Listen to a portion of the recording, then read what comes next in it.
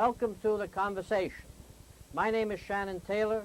I'm the Executive Director of Blacks and Jews in Conversation, also known as Not Just Blacks and Jews in Conversation, as we expanded through the years with our reach and popularity to include almost every group in New York City, and then as we broadened ourselves to the universities throughout the country, more and more races, creeds, origins, and internationally. Tonight our special guest is Thomassian of Manhattan Women. Those of you of MNN cable watchers will recognize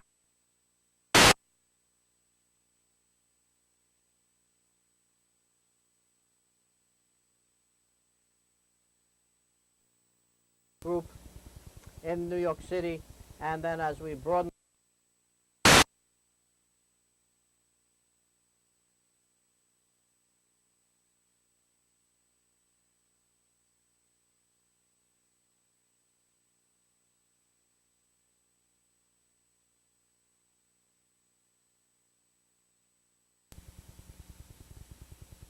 play so that the audience would recognize what's going on. It comes on.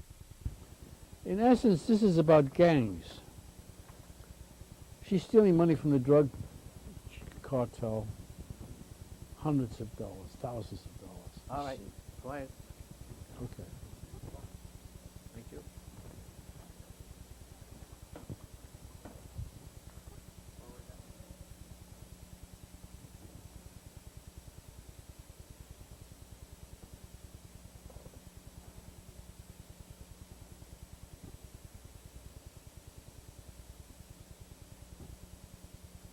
Welcome to The Conversation. My name is Shannon Taylor.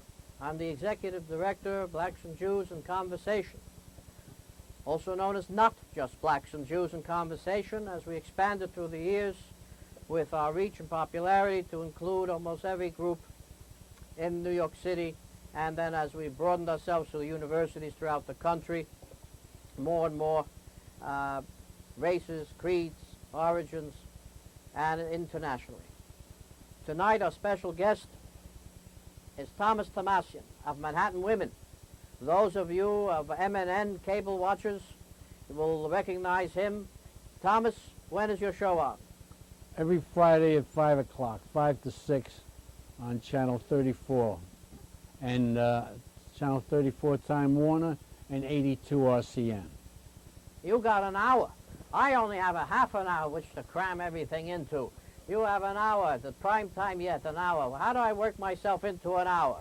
You ask for more time every quarter that comes up, you ask the time and you get it. I too was on an hour, and then I was on for a half an hour, so I'm off and on, back and forth. But I've had this for a long time because I have an audience of about 600,000 or 700,000 people every Friday. It's a call-in show, it's live.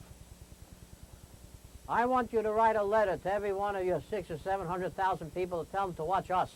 and to tell them to watch us from 7 to 7:30 of this Tuesday, every Tuesday. Next week we have Judge Gerald Leibowitz. The week after we have Judge Weinberg. Leibowitz is from the Housing Court. Weinberg is of the Midtown Court. And there's no reason why all the women of your watchers shouldn't learn from the courts and all the other celebrities and officials and knowledgeable people such as yourself who have come from the media and all walks of life, that all your listeners should learn from our guests as they learn from you. Well, you brought me to MNN. Years ago, I was a guest often on your show, and our opinions are sometimes diverse, often not. And I've always loved your opinions, and that's why I was a guest on your show. And lo and behold, eventually you talked me into coming on board, and I had to learn the ropes, and we brought our organization here, and finally I collared you in the corner and got you to come on, and you've written a play. Tell us about the play. I don't know if you ever told your audience, but I've read it, and it's been updated, and I find it very intriguing, especially for our group, made of all types of individuals from sports and from hardships and from poverty. Tell us a little bit about it. This is a play called Biggest Than Shrimp. Biggest is an African-American football player, National Football League, the Hall of Famer. Very famous, made lots of money, but that was 20, 30 years ago. Now he's a bum. He doesn't have any money. He's homeless. He's in the streets. By accident, he meets a young girl. He is 6 feet, 10 inches tall. He's huge. And then there's Shrimp is a little girl, about 4 feet, 10 inches. Also homeless, lives in the street, very tough. She steals, in the first scene, she's stealing money from the drug cartel, from the gangs in the streets. And she's caught, and they're about to beat her up and perhaps even kill her for stealing their money. By accident, Biggest moves, he's walking by and he helps her. He beats up the gang and he takes her away and saves her life. Now, they form an unusual friendship of affection. She never had a father, as I will get into. He's never had a daughter. He's never had a family. In essence, neither one of them had families. And they're trying to get along, but they find it very difficult. They argue and fight with each other. I made it so in the play you have to show people who these people are, who the characters in the play are. I introduced the mother very quickly, Shrimp's mother, and they immediately have an argument because Shrimp has been abandoned by her. Not only abandoned, she was not left to the streets of the carriage, but she got rid of this child when she was about 2 years old. And Shrimp resents her, and they have this confrontation. Very difficult, hard-wrenching conversation where the young girl starts yelling at her mother and says, "What kind of a person are you?" She attempts to kill her. Shrimp attempts to kill her own mother. And in this, as this is going on, Biggest is with her, and he's telling her to stop it. You'll only go to jail if you kill your mother. You can't do that. Shrimp is adamant and wants to kill her mother, and yells and screams at her. Finally, Biggest grabs her and takes her away. As she's going into the off screen, she yells, "Mommy, mommy, mommy, mommy," and the mother's alone on the stage, drinking, drunk. And she goes into a long monologue about woman and womanhood. Women, present-day women. Who are present-day women? Some are married, they get divorced, or they stay together. And the wife, even though the husband is either going cheating or whatever he's doing, she wants to go to dinner with him and meet him once in a while because there are many, many women out there and not many men, especially when it gets to a certain age, 40, 50, the men disappear. They don't disappear, they get sick, they don't take care of themselves like women. Then there's the other type of woman that's never been married. The type of a woman that never had a child, never had any husband, nothing. Then there's the type of a woman that's Shrimp's mother. Had a child. As the play goes on, you'll come in as an audience to find out why. She abandons the child. She didn't have an abortion. Many women who have a child and don't want a child. In fact, there's a line in the play where the mother says, "I'm like Brigitte Bardot." I don't know if you know this. Brigitte Bardot, at one time, was a very famous actress. Said, "I cannot handle children. I have a child, but I can't handle her. I don't know what to do with her." So she didn't abandon her. She let the child go to different schools, private schools, as a lot of you women know about. And you will see that in this play. That's part of it. During this play... Let me ask you here, because you bring questions to mind. I was just at the wedding commemoration vows for the 50th anniversary of a lovely couple, Right. Professor Lenny Kriegel and his wife Harriet. 50th anniversary. Very few couples make it to their 50th wedding anniversary. I was going to commemorate my parents' 50th wedding anniversary, and all their relations in the city were still alive then, but it was 9/11, just when we were going to do that. Fortunately for Professor Kriegel and Harriet, they were able to go ahead with it. It was marvelous at the Water Club, and many people came from all over. What is the secret for a couple, for women to sustain marriage that long. You mentioned all the hardships here that happens, that interrupts this happy path, the conflicts between mother and daughter, the conflicts between this type of an arrangement. That I resent the name shrimp, by the way. As a name I never use. The name shrimp I use high challenged or something or other. But what are the motivations that would bring the malice to play as opposed to the good fellowship? I'm 81 years old.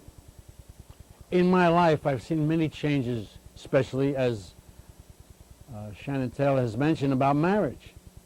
When I was a child, the mother stayed at home. The mother cooked and stayed at home. She didn't have a washing machine, she didn't have a dishwasher, so she had to work at it. If there was a daughter in the family, automatically the daughter would help. And just like that's the way it was. If the men were in the family and the father was there, the daughter cleaned up like a waitress. The daughters generally at that time, the first 17 years of their lives, they were in home. They took care of the mother, the father, and the brothers.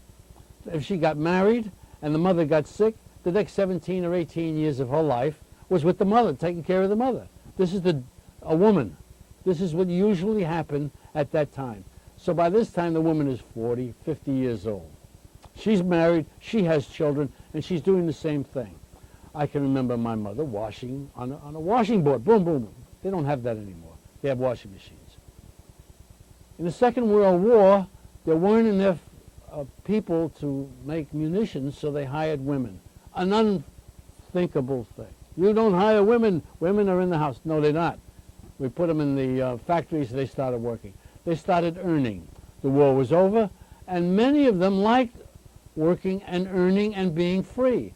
By this time, in the 1945 to 1950, washing machines, 1960, dishwashers, many conveniences for women. They didn't have to stay home, even with a family. It was easier to cook. You didn't have to wash the dishes. You send your kids to school. If you had a few bucks, a little extra, you send them to private school. How did you do that? The husband wasn't making enough money. The woman worked. She's in the job. Now she's in the job. She's earning money. She sees another guy. She starts flirting, just like the guy did. And that's the beginning. Nowadays, it's prevalent. Marriage vows are meaningless. Marriage vows are not, I will stay with you, I promise to do this. That's nonsense. There's a new world out there, as you're seeing now. This is television world. You see it. In the year 2007, this fall, you're going to see more nudity, sex constantly, as you see it now. It'll be even more so. They're even having teenage kids making love on TV in September. How do you like that? So it's freedom. People want to be free. Everybody wants to be free and not be obligated to stay with one person anymore. It's over. I think it's over. And I've been to Europe, and I want you to know something very interesting. All European women say the same thing. They say it to me, they say, how about the women in America? How about the women? What are they doing? What are they thinking? I say, well, what did you ask about the men? They say, we know about American men. They work overtime, they work 6 days a week and make as much money as they can, and they all die. What can I say? Now the Europeans are doing the same thing. We have many other problems now with obesity, we have non-caring, we have violence, we have anger, we have a war going on, and people are confused. But a lot of them are making money, more money than they ever made before in their lives. They're either hoarding it, and they're staying single, and they're separating. Those that stay married for 50 years are all the time women and men. They want to stay together. They want to be with someone in the companionship. A lot of women who are not married, a lot of women who never were married, will stay by themselves, or the women by themselves. I live in Manhattan, and I was on the East Side recently. The East Side of Manhattan is famous for groups of women, from 3 to 6 to 8 women in a cafe. No men, generally. Many, many women. So I keep telling men, take care of yourself. I tell the women to grab, on my show I tell them, grab your husband and your boyfriend and your brothers and take them to the doctors. You know men, I don't want to go to a doctor. I don't want to find out if I'm sick. You've got to find out you need examinations every year. Shall I go on? I go to a different doctor every day. You don't have to have anybody take me to the doctor. I take myself every chance I can go, even if the doctor doesn't want to see me. How does Do you tell that to other men? I tell the whole world knows that about Good. me. How does your show discuss issues of women? Do you have mostly women guests? Because obviously you're a man, and you're entitled Manhattan women. You would think normally be a woman guest or a woman co-host. We've had many women on our show. Our organization always presents panels for discussion composed of men and women. We send delegations of men and women judges. How does your show? Is it always pro women? Is it neutral with women? What are the dynamics? No, we're pro women. I have had several women on, but not many. My show is a call-in show. People call up, and we get a lot of hostile callers. Very nasty people call up. Some people are very friendly. Some people I've known for a long time, they call me up. Other people are not. They're very hostile. And so I don't have many guests on the show. It's very difficult handling them. I've gone to the phone company and different areas. We're going to fix it up, but we don't have a screener where a person calls up and they say, what do you want to ask? As many shows that I've called up. Shannon, I want to tell you something. I have invited many judges. I have invited all the politicians in this city. Every one of them. I've invited Hillary. I've invited Schumer, Jerry Nadler. I've invited many. And I'd like to say something, if you don't mind, about the Jewish community. I never stop anybody. Everybody's a guest here. I don't know if you know Michael Savage. No, I don't know. He's on from 6 o'clock to 9 o'clock every day. I haven't had the pleasure. Jewish man. He has doctorate degrees. He's a brilliant man.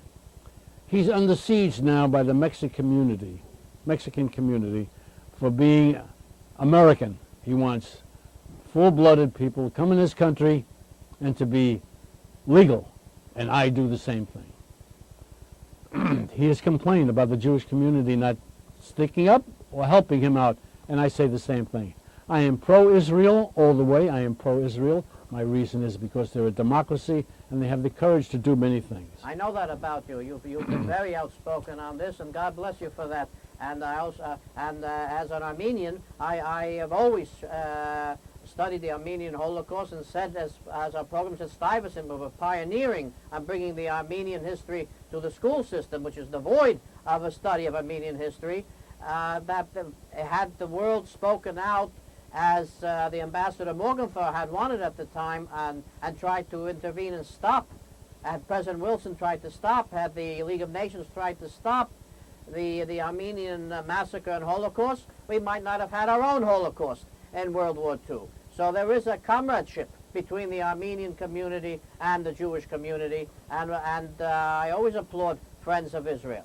Well, I have to tell you this, the Armenian community has not helped me at all. They know I'm Armenian. I've been in the streets campaigning. Can I mention what I'm trying to do now? Go ahead. I never impede any guest. Our views are not necessarily the views of the guest, and certainly we do not practice a censorship except under the rules of MNN, which is a non-commercial station, and we're a not-for-profit organization. Well, I'm running for the United States presidency against Hillary, Obama, and Giuliani under the minority party. Strangely enough, the minority party. Minorities are about 90% of the American public, whether you like it or not. And I'm trying to make some changes because of things that are going on now that I think are absolutely despicable in the United States of America. I love this country. I love America. I love New York City. But what is going on now with our politicians, our legislators, is deplorable and disgusting. Well, we, of course, invite all the people you've mentioned. We always open our mics to everybody who have similar or contrary interests. We exclude no one, so whoever you've mentioned is a welcome guest here. I've met them all several times before, especially Rudy Giuliani. Do they come here?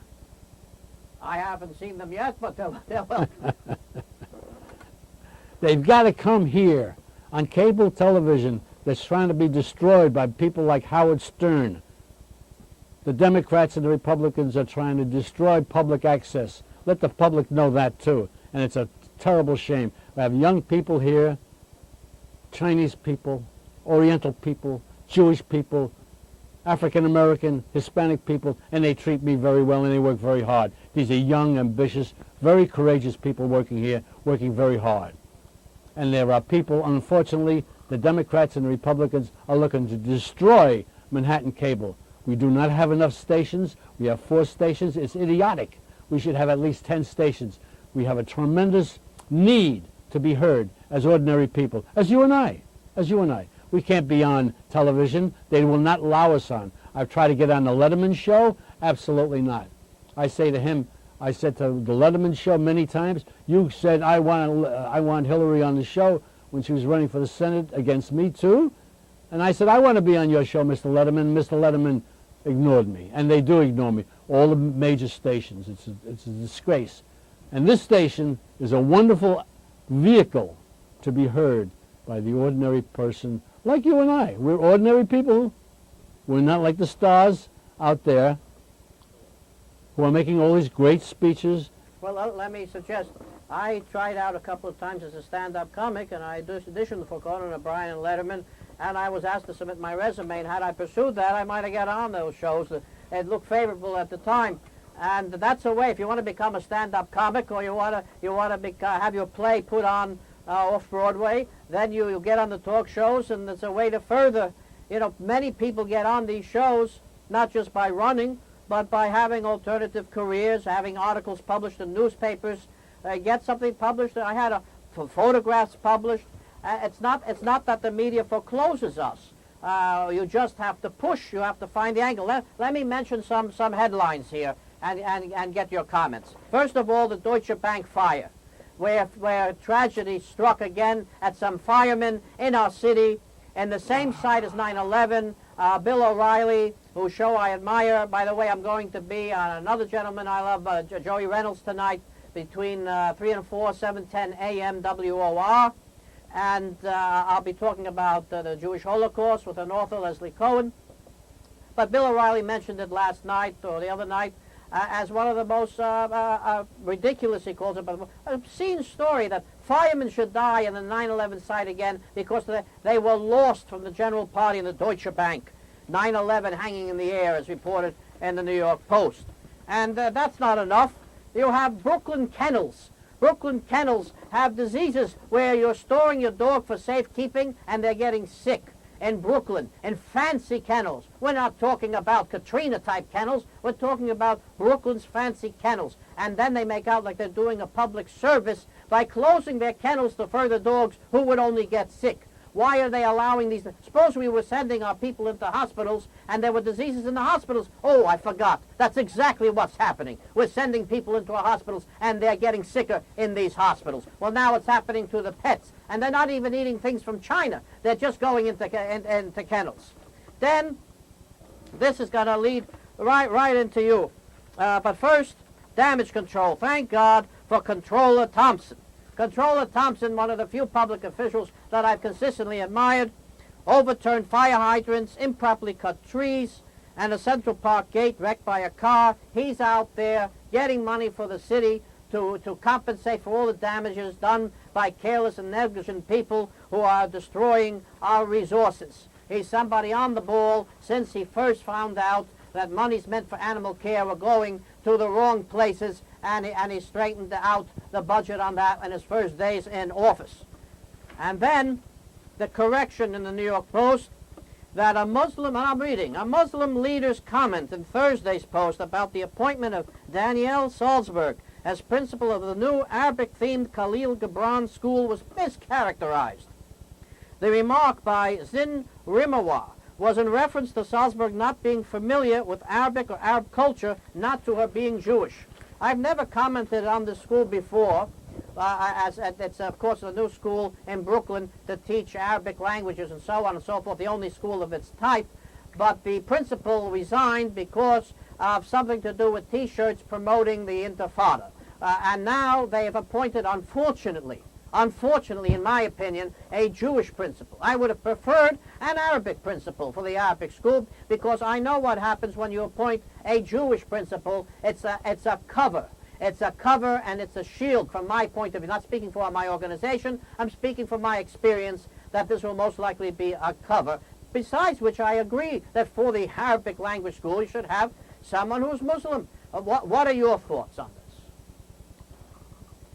Shannon, this country and the very wealthy people are spending so much money on this campaign, and in European countries, and in the Mideast, and the war that we're having that I want to get into, the war in Iraq. I have a very good solution for it. We're spending so much money and time overseas with our minds, we're forgetting about the ordinary citizens. Right here in Manhattan, the wealthy people are chasing out the poor people, the middle-income people. You cannot have a viable city unless you have a strong, strong middle-income people. And you don't have that. You have it less and less with the co-ops and condominiums. Next, about the school, it's absolutely ridiculous to have an Arab school within our midst. Let's not forget they bombed us. Every time I take a turn and I hear about an Arab, they say, I'm not like that. Why? What are they going to say? My solution is this also for the Iraq war. An alternative for fuel. An alternative absolutely for oil.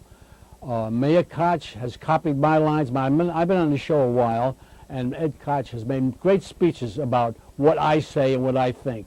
And so does Orion. You can ask him that if you want. They watch my show, and finally, Mayor Koch is saying, and this morning I heard on the Curtis and Cuby show, they mentioned the same thing. We need an alternative for oil. They're ripping us apart. The Saudis are buying property on Park Avenue, cash. They're sending their students here for cash. These are all Arabic people, and no one seems to care. We're just sitting back and doing nothing about it, as though 9/11 didn't happen. The Mexicans are coming in here. We have illegal Mexicans. We have illegals coming in from all over the world, from South America. We're doing nothing about it. Finally, about 3 weeks ago, I had to congratulate my audience because they fought the amnesty bill. 535 congressmen and senators, including the president, wants amnesty. The people said, no, we don't want it. We spoke up, and it's not being done. It's only the beginning. Let's speak up.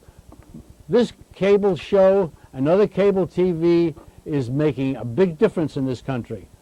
Please keep watching it and help us out. Fight Howard Stern and all the legislators who want to get rid of us. We say to you, as I say quite honestly, let's get rid of illegal immigrants. Deport them. And so, as a matter of fact, as far as I'm concerned, we should deport crooked politicians. Particularly at this moment, Alan Hevesy is a most disgraceful situation, and the Democratic Party is shambled and ashamed for letting him get away with it. And I've read in the papers many times, it's a disgrace. We have some Republicans who are in jail. Good. I say to you, these Republicans and these Democrats who cheat and lie and steal our money should be deported too. Well, I have a different point of view on Alan Hevesy. He's done work for our organization before. He's made contributions in time and effort, and I really, well, first of all, I can't speak to any of the allegations. And the Democratic Party under Governor Spitzer, who I've always favored, has gone after him. I regret it. I regret seeing a tragedy in the making. I've always admired Alan Hevesy. Secondly, as far as immigration, I feel for the immigrants. My father was an immigrant, and although a different type of immigrant, he was a legal immigrant. And it took him a long time to get here. And being Jewish and having fought in the Second World War in the American Army didn't help him. And having fought in the Israeli Army didn't help him. He had to go against tremendous discrimination to finally get here, even though he married my mother, an American citizen. Tremendous discrimination to get here. Secondly, if they wanted to solve this issue, it would have been solved a long time ago. Obviously, there are all kinds of contrary, nefarious interests that have prevented this issue from being solved. As far as politicians, I don't speak to that one way or the other. I'm not politically involved, although I've met most of these people over the years. And I've seen tragedies on all fronts. We have less than a minute. Oh, Thanks for having me on the show. It's a wonderful show. It is called Freedom, ladies and gentlemen. My name is Tom Thomassian. I'm on every Friday at 5 o'clock. But this show is called Freedom. We're able to speak and give you our opinions. It's up to you to decide how you take it, what you want to do. And I want to thank you, Sharon, for having me on the show. Thank you most kindly, my old friend. Best success to your play, and best success on continued many years with MNN. Yes.